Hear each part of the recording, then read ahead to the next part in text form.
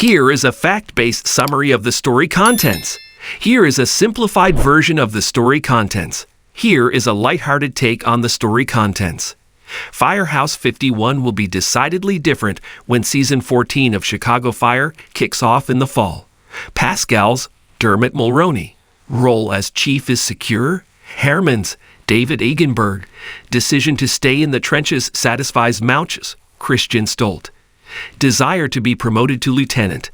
Severide, Taylor Kinney, and Kid, Miranda Ray Mayo. Have a baby on the way, as well as 2 unofficial adoptees, and the exits of 3 characters from the series heading into the fall. 3, you may ask. We already know that Carver, Jake Lockett, and Ritter, Daniel Curai, are not returning, despite it not being clear how the latter is exiting the series. The third is a subtle exit written into the finale that I, for one, certainly didn't expect. Flynn Calhoun, Stephen Strait. In Down the Rabbit Hole from Season 13, Carver is still influenced negatively by Tori, Holly Hincliffe, his former high school lover with whom he reconnected. She is impetuous, erratic, and constantly seeks to control him, even if it means ruining his relationships. The relationship with Violet, Hanako Greensmith, is the one she truly wants to destroy. Therefore, she has been keeping an eye on his phone and removing any texts from her out of jealousy. It comes to a head after Tori confronts Violet at Molly's after Carver tells her he had to work overtime, but instead went to Violet's birthday party. She accuses Violet of manipulating Carver and trying to break them up, only to then turn to Carver and tell him he has to make a choice between them. That certainly wasn't Violet's intent. Not yet, at least, and so she apologizes to Carver the next morning, explaining that she believes the text she sent him set Tori off. It's the first time Carver hears about the text, with Tori already having deleted it. Violet doesn't have the time to explain, however, after she has to respond to a call. The call is to a scene where a man has been stabbed, and Violet and Novak, Jocelyn Houdin, spring into action. Thankfully for the victim, a good Samaritan bystander came to his aid, preventing what could have been a tragic outcome. Too focused on the victim, and with her concerns about Carver, Violet doesn't notice that the bystander, a lawyer, isn't too bad on the eyes. That changes when the lawyer, Flynn Calhoun, catches up with her, and their meet-cute ends with them exchanging numbers. There's an instant, playful chemistry between them, and throughout the season they continue to see each other. Flynn is kind and thoughtful, and seemingly perfect for Violet.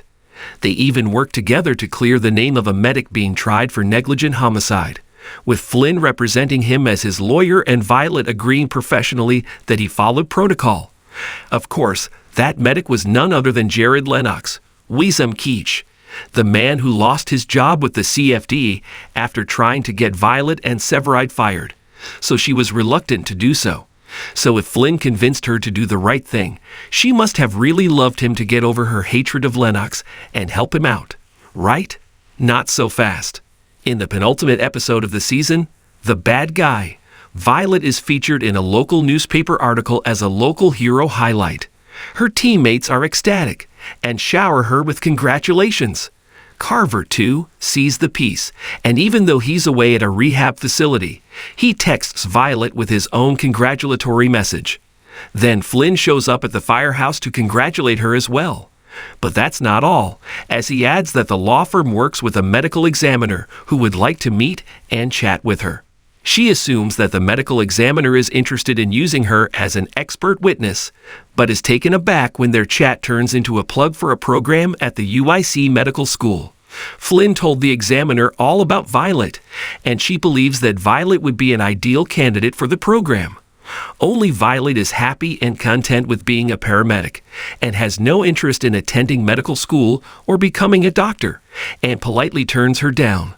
She then confronts Flynn about his intentions in setting up the interview, and he says that he thinks she would be an amazing doctor. Violet doesn't want that, but when Flynn downplays her role as a paramedic, saying she could be so much more, she ends their relationship there and then, realizing that he doesn't respect her. Oh, and she's in love with someone else, anyway.